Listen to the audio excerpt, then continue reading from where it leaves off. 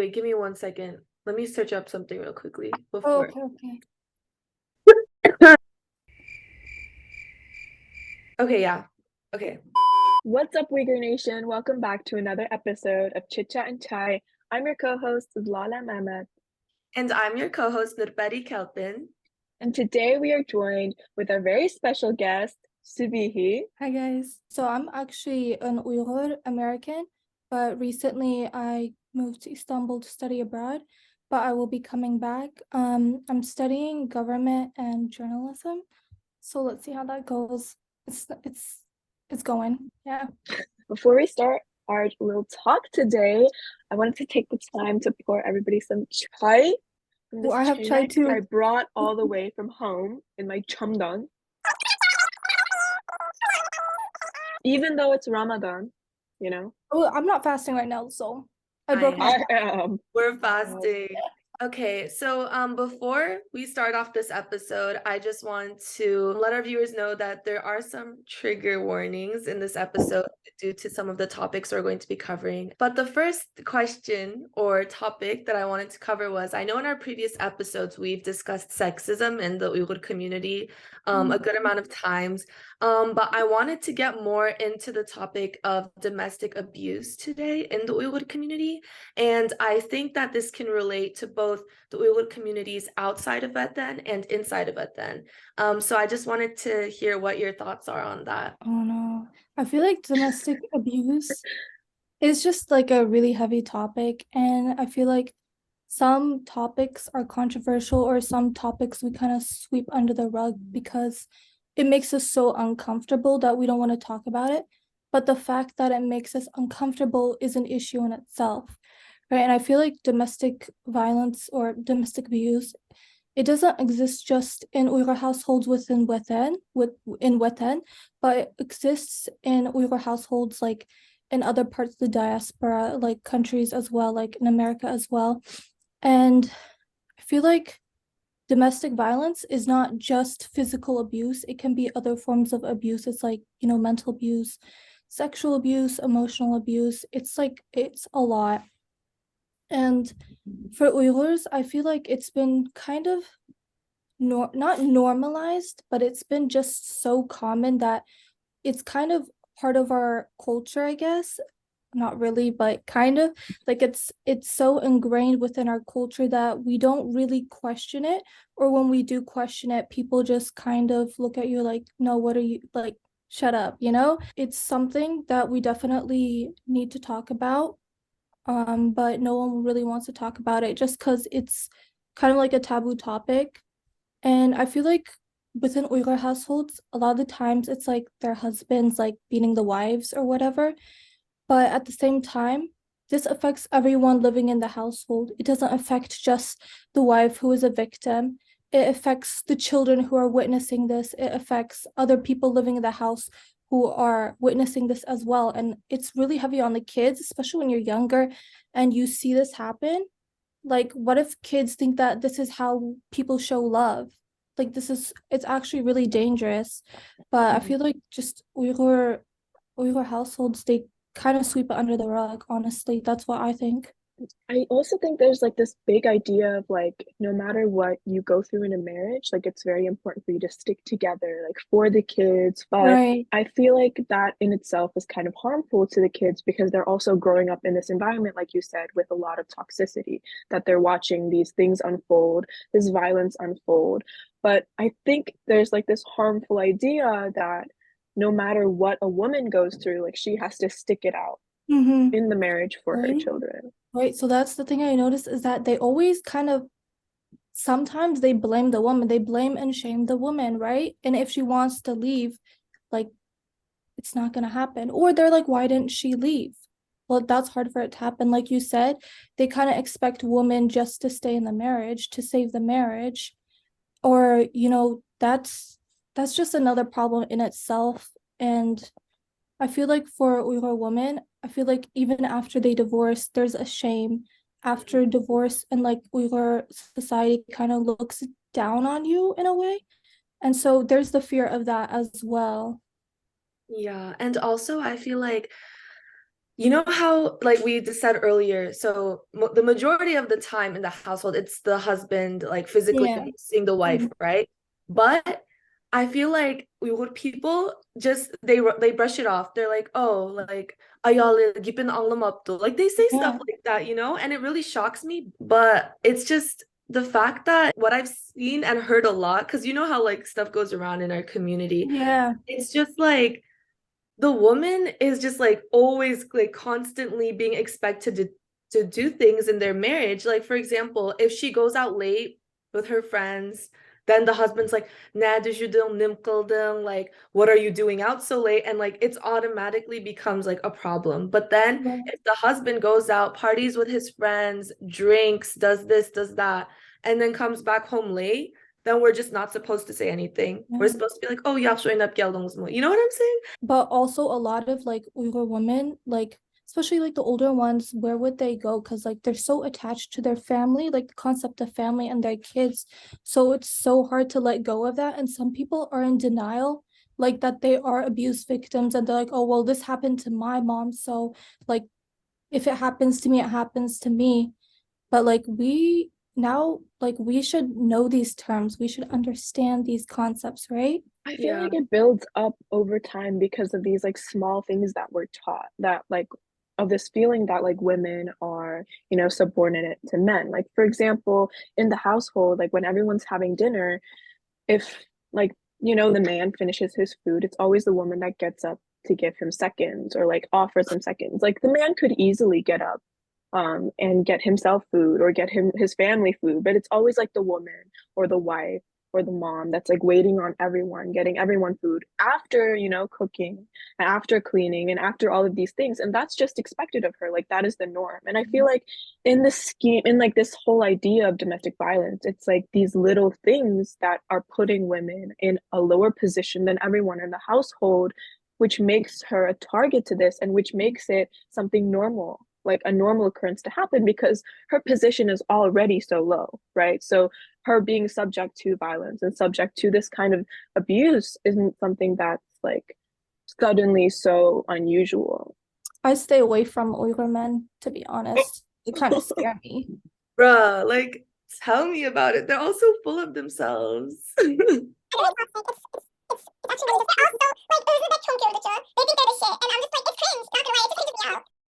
I just wanted to say, like, as much as we have a lot to say about Uyghur men, like, you know, like in the end, in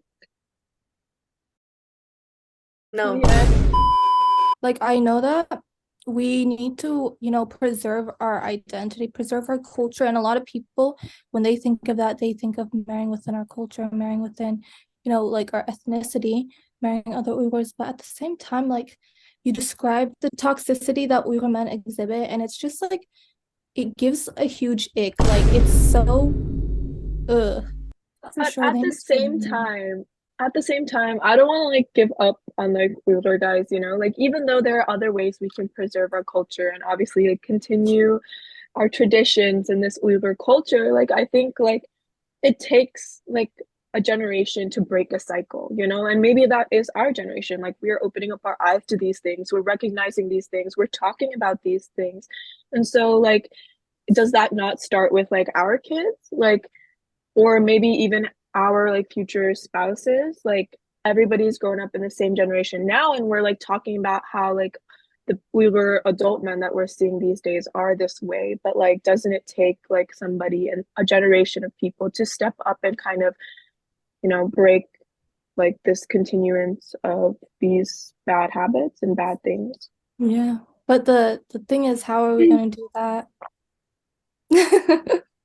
I feel like it comes down to like communication with like whatever spouse you have. Like I'm a strong believer. I'm a very realistic thinker and I'm a Mhm. very strong believer in like communicating things. And I think from the get-go, if you're with somebody in a relationship, like you need to communicate your place in the relationship. Like even like the little things, like I mentioned earlier, I feel like it's the little things that add up in the end and put you to a lower position in your relationship.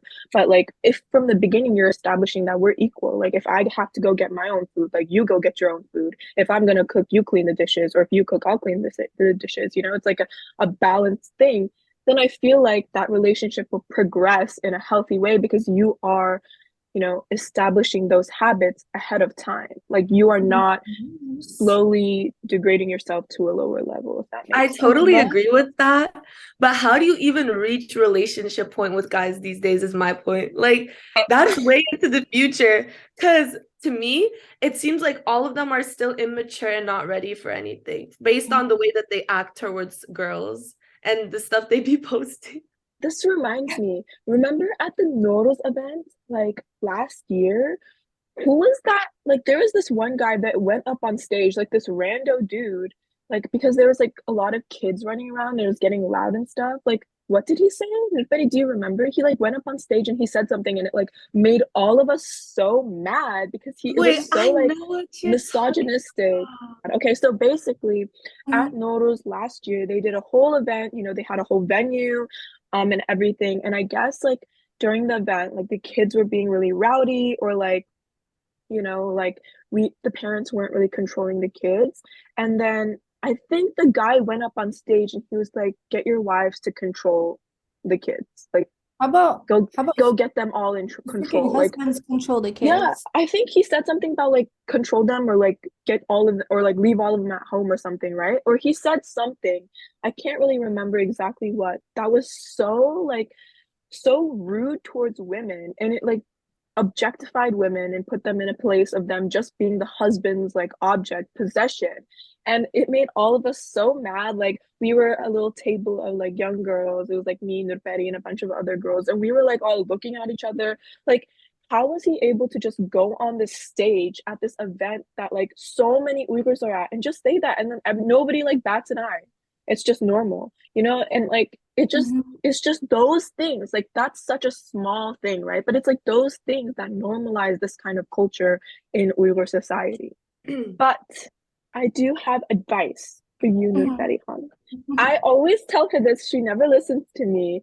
You are only 19 and there's a whole dunya, Exactly. earth of Uyghur people and Uyghur guys. Like, it's not just these people in our little circle. It's not just the people in this Virginia, DC, Maryland Exactly. area.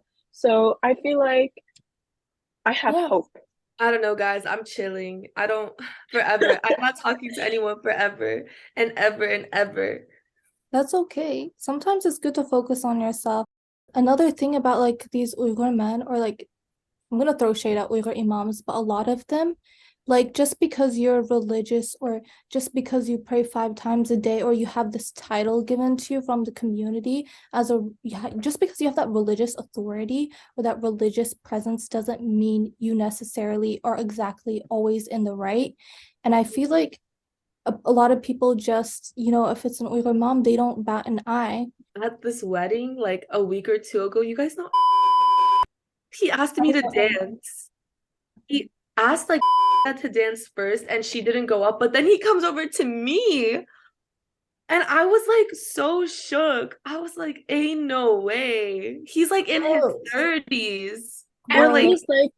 he's like a big religious figure in our yeah. community. I was like, that's pedophile shit right there. Yeah. And like he's That's met both of my parents too. Like dadam akadeydo, apam nedeydi. And he did that.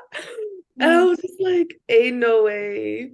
But like this guy you're talking about, Nidbeti, he like also just regularly like sits with and like I don't know how to explain it. Like there's like sorums where people like drink arak, right? And they drink and like whatever. And like that's whatever for them. He regularly Huh. attends these sorums and he just sits there and everybody's like drinking and smoking and like doing these things. But like him being a religious figure and preaching like the opposite of that and him just sitting there with them, I feel like is a little weird too. Very contradicting. Yeah, Yeah. I mean, I appreciate some of the things he's done, for people in the Uyghur community. Like he has done some good things, but then also some stuff is just like really, I don't know. I just feel like it's a problem with imams in Virginia in general. We've had some crazy incidents with some people who call themselves imams here. Really? Mhm. What Remember happened? the guy who beat up guy? He calls himself an imam. Wait, The what? No, he calls himself an ajim. Like, what's even the difference? But ajim or whatever. Remember? That Oh incident, yeah, in the parking lot of the Uyghur mosque. he walked in like blood everywhere. I was there. Mhm. And he was arrested, I remember. Okay, basically, well, I think it was during Ramadan last year or Eid last year. I forgot, but there was also it was during a Nazir too because they did like an Oh, iftar slash like a Nazir together, and we all broke our fast, and then honestly like I don't even remember if it was after or before, but we were all breaking our fast or whatever, and then this man's just walks in blood, like a lot of blood, and then he was like saying something in Uyghurcha. He was like, I want all of you to know that I'm in the right, he's in the wrong. I don't know. He was just like defending himself, right? And he was like telling us to back him up, whatever, whatever. And then we were all just like, what the fuck is going on? And then my dad was one of the people that go outside and they find like on the floor and he was like beaten up so badly. How did he not And go to jail for this? no, yeah, he was arrested and his brother-in-law What? is a lawyer and he was there, or he was called No, what? police. There was an ambulance. It was crazy. And like it went on the news too. Like there was like a Huh? news article about it. Yeah. And I was so shook because I didn't know that the person that it happened with was and when he walked in, he made it seem like he was the victim. So at first we were all like, oh my gosh, what happened? And my dad walks back into the room and he's like, guys, he's not the victim, you know? My dad was like really upset. And it was just crazy to me, like so crazy. Like he beat him up so badly. It was so bad. And like the guy who like beat like Aka or Dada, I don't know. I call him Akka, but okay, Aka like up and left him on the floor, beaten to a pulp. He was like arrested, right? And then Uyghurs were still Yeah. going around getting money for his bail. Like people were like Mhm. getting money from other Uyghurs to get him released on bail. And I Why was did he like, stay in jail? yeah, it was like, damn, like this is an embarrassment for the Uyghur community yet again in public. Like Yeah. there's only a few thousand of us in the Virginia area, and yet we are still like humiliating ourselves in the public eye when this is the moment when we need to be showing our best selves to the literally. Gonna say there's like a lot of divide like in the Uyghur community in Virginia. Not even in Virginia, but just overall, a lot of like petty fights and a lot of divide over such trivial things when we're not even like looking at the bigger goal. Like we instead of like fighting the CCP, we are fighting ourselves. And that's so Mhm. embarrassing because that's honestly what the CCP wants. They want to see a divide. They want to see, this internal like issue within us. And it's so sad because, if we really wanted to, if we really were unified and just put aside our differences and this pettiness, I feel like we could accomplish a lot of great things, and like we could accomplish it faster. You know what I mean? Because Exactly. it's been taking us a ridiculous amount of time. Well, not ridiculous, but everything takes time, but it's been like, slow it progress. is a ridiculous amount of time if you think about it. I don't know. It's just Uyghur people are always like, we want our own country, we want freedom, we want independence. How are you going to have your own country if you can't even get along with your own people here? Mm-hmm. There's not that many of us, but we already have so much divide, like you guys mentioned before. There's always people arguing over the smallest things, and there's just always issues. There's always something going on. If we can't get along here, how are we going to let alone have our own country? How are we going to maintain that? Have you like thought about that is what I want to say to them. Like we need to accomplish the smallest, the foundation first before we think about or fight for having our own country. If you're going to be this immature and have this much divide over these types of matters, then don't think about having your own country, is what I think. I understand why they say it, but we need to have some sort of like agreement, or like we need to come to at least Exactly. one place in some matters. Even for the smallest things, they're like, oh, this person is going, I'm not going. Like even like the smallest stuff like that, it's just crazy to me. I don't know. Yeah.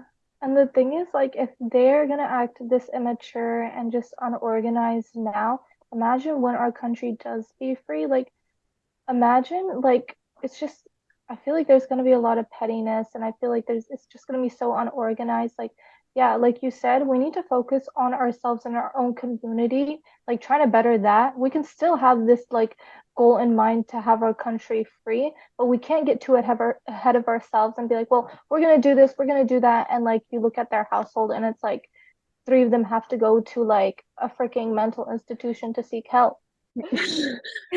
You're right. You're right. But like on that note, like any country when it's first like independent and when it's first free will have its problems.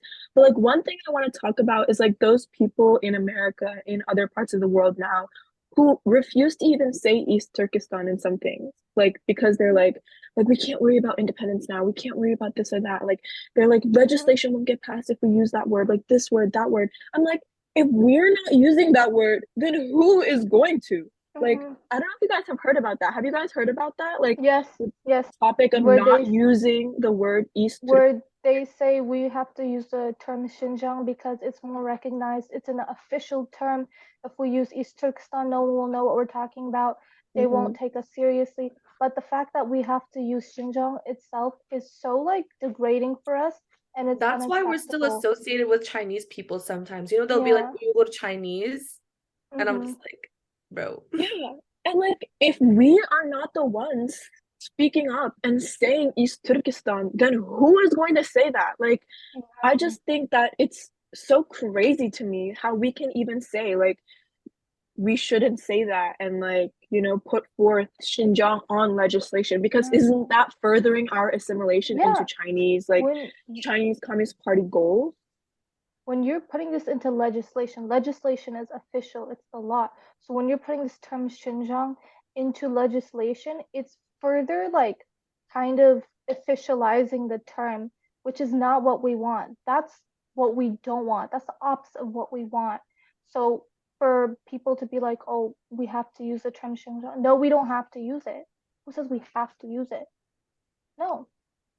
And even in like small things, like when I was applying to colleges last year, in my college essay, obviously, like I talked about my Uyghur identity, whatever, whatever. And I was told like not to use the word East Turkestan in my personal statement in my essay just Who because like said that? maybe the admissions officer is Chinese, maybe something this, maybe something that, like maybe they won't accept me because of political stuff. And like the people who told me that had good intentions, in their heart, like they wanted the best for me. But I kept it. I was like, if a school isn't going to accept me because I have East Turkestan in my essay, because I am saying East Turkestan, then I don't want to go there. And like Exactly. this idea that we need to like keep ourselves from saying certain things about our country and about our people and about the things that is happening to us is, I think, so crazy. Like we need to be the ones speaking out because I really want people to remember, like, if we are not the ones saying that, if we're not the ones talking about Uyghurs, if we're not the ones saying East Turkestan, if we're not the ones constantly talking about the CCP and their like atrocities, then nobody is going to, Yeah. And I get that some people like they can't do it because like they are in indirect risk of being like harassed by the CCP. I get it for them, but for those who have the privilege and that free will not to be harassed by the CCP, and they keep using the term Xinjiang and they keep referring themselves as to part of China, that's honestly kind of sad, and it kind of just like makes me sometimes feel like hopeless because like, why are you degrading yourself like this? Why are you degrading your people like this? Sorry. And like, no, you're right. Like on this topic of like Uyghurs being their own, like actually very recently Nurperi sent me this flyer that this film company or whatever that is directly associated with Netflix. They produce films, they make films. Mhm, They did an acting call for Uyghur women, right? They were mhm, looking for Uyghur women that could speak Uyghur and that could speak Mandarin. And Nuperi sent me this flyer. She was like, "That's so cool." And like, obviously, my initial thought was like, "This is so cool." Like, if there is a mhm, Netflix like film about Uyghur people or like with just an Uyghur person inside it, that would be amazing. And so mhm. obviously, like me being nosy as F, I like went into the flyer and I was like looking into all the details about like what this was. Like obviously I can't audition for it because I'm not fluent in Mandarin, but I just wanted to like look into the details of like what kind of story this would be. And so I open up the information, and the Uyghur girl, like that they're looking for in the film, her name is going to be Zhao Lei, like very What? Chinese, Zoulei. And I was That's like, not Uyghur. what in the, that is not Uyghur, that is Chinese. And then even beyond it, it made me so pissed. It like made my blood boil. In the description, like they gave a little plot summary, right, of like what the film is gonna be about or whatever. And it's about, they said Chinese Muslim girl, but then like The later hell? they kind of mentioned that she's Uyghur, and I was like, we are not Chinese Muslim. Who's directing this? Netflix always, when it comes to Muslims, when it comes to minorities, when it comes to just people who are not white, they always have to freaking mess things What up. big They company always doesn't manage do to mess that? it up. Like, not Oh gonna my It's lie, God, that's all of them do that. it's this account. It's Jennifer Venditti. what? And her casting call Really? was this worldwide casting call seeking Uyghur women ages 20s, 30s, 40s. In my head, I'm just thinking, like, if you're making a film about Uyghurs, but then you're saying all of this, like, is that not so counterintuitive? Like, you are contributing to the genocide that is happening right now. Like, it's just making me so mad. And this is a continuous, like, this is such a consistent, like, occurrence in media when we're talking about Uyghur people. We are constantly referred to as Chinese Muslims or Chinese citizens, or like our names are always messed up in somehow or another, right? And I feel like those are the small details that we need to make super clear, because those are the small details that people are going to remember. Like, I was Exactly. introducing myself one time to somebody at my school, and to him I was like, yeah, I'm Uyghur, and he knew about it. He was like, oh yeah, like I know about the Uyghurs. And then his friend didn't know about it, right? And he was like, oh, he was like asking about it, and the first guy starts telling his friend about the Uyghurs, and he says that they're Chinese, like Muslims, whatever, whatever. And I stopped him right there. I was like, we're not Chinese. Like, we are not Chinese. And that is what our whole fight is about, right? And obviously, I wasn't like passive aggressive about it, but like in that You moment, like should have been. he You didn't. should have been.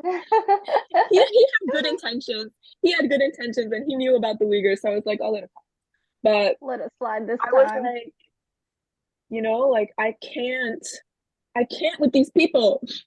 We are not Chinese. Okay. So earlier, I think when we were talking about the other topics, the topic of mental health kind of came up. Oh, yeah. And I think that this is a very important matter that needs to be addressed more in the Uyghur community. Because from what I've seen over time, and to be completely honest, from my own experiences, Uyghurs have a hard time believing that mental health is actually a thing. I think over time, more people have been recognizing it, but I think it's still a problem that we face, actually acknowledging that it's an issue. Yeah. So I was wondering what your thoughts are on that. So I definitely, like you said, it's just a issue like in Uyghur households, and I mean it has kind of progressed over time. Some people, some households acknowledge it, but I feel like generally that we don't. Like in like West, when we're looking Western society, like the stigma against mental health, it's like decreased over time, right? People are more aware. But in our own Uyghur communities, in our own households, it's not reflecting those Western thoughts. It's not reflecting Western society. We treat it something like we treat mental health like it's less than physical health, when in reality it's just as important and sometimes if not more important than physical health. Like if someone breaks their leg, you take them to a doctor, right?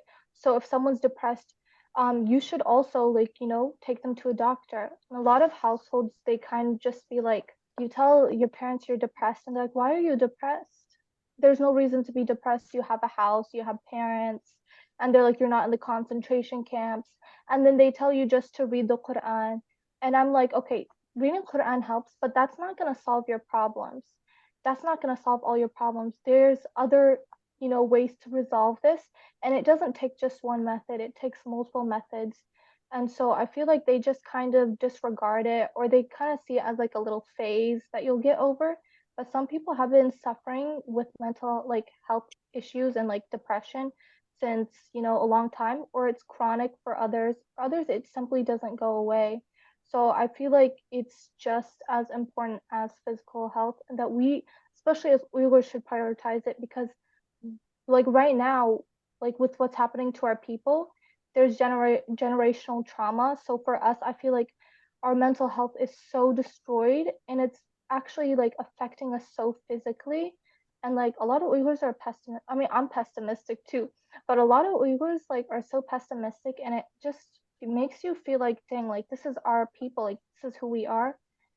So I feel like in our households, our parents should encourage us and support us instead of shaming us or blaming us, or, making us seem like we're ungrateful for being depressed. Like, some Uyghur parents are like, well, at least you're not starving in the concentration camps. And like the thing is, pain is pain. Like you have to acknowledge that you can't give like a level to pain. Pain is pain. And I feel like they don't really understand that because during their time, if they were depressed or something like this happened, they kind of just, swept it under the rug. But this is not their time. Aside from mental health, like just like mental health issues, I think they just don't understand the concept that people deal with things differently. Like something that I've seen so much is like when it comes to a death in the family, if if one of the family members isn't like bawling their eyes out, like crying, they're like, wow, this person is not crying, you know? And when they say stuff like that, it genuinely makes me so mad because everyone handles their emotions differently. And this just shows how uneducated they are about mental health at the end of the day, you know? Just because a person isn't crying or like telling you how they're feeling, that doesn't mean that they are going through something on the inside, you know? Because there have been so many deaths here. And even people have said that about me. Because when my mom passed away, yes, my whole family was bawling their eyes out. And I was crying when it first happened too. But I wasn't always crying when people came to the house, you know, because I just don't, that's not how I usually express my emotions. I don't cry. But then I hear that people are talking about me. They're like, "Kızı durup jığlamaptı." And I was just like, damn, my own people are saying that about me right now. Like, just because I didn't cry, I didn't care about my mom. I didn't care about the fact that she passed away. And it was just so shocking to me. If someone, and like, I realized they look out for people. Like, there were deaths in other families, and people would come back and they'd be like, "We ma tuqquni jığlamadi, ah tuqquni jığlamadi." And I was just like, why do you fucking care? Like, we all deal with our emotions differently. Don't come for people. Like, this just shows how uneducated you are. You are embarrassing yourself right now, you know? And there are people in the Uyghur community here who have committed suicide. One of my mom's teachers from Metan, who taught her English, he committed suicide here. But he was just not that involved in the Uyghur community. So not that people know about it, but we went to his nezid in New York and everything. He like committed suicide and he attempted it twice, and the second time he did pass away. And it's just such a big problem. And I feel like because Uyghur people don't acknowledge mental health, some people are embarrassed to actually admit that they're suffering from these issues. So I don't know. I just feel like it should be more known that it's normal, that there are resources available to help you, and that it's okay to feel that way, and that your feelings are valid, you know? Like people, it is valid to feel that way, but we just don't acknowledge it. And it's really sad for me because to think that way, because a lot of people do suffer from it. Like, think about it, our country's going through a genocide. People have family members in camps. Even if it isn't related to what's going on back home, people go through shit in America too, you know? Like, it's not easy to live here sometimes. But it's just, I don't know. I feel like it's a really big problem that needs to be addressed, but people still don't acknowledge Yeah. it. So it's I feel like, like part of the issue is like how they will sometimes associate like being depressed or like mental illness with weakness. And they're like, oh, like you shouldn't show Mm. your weakness.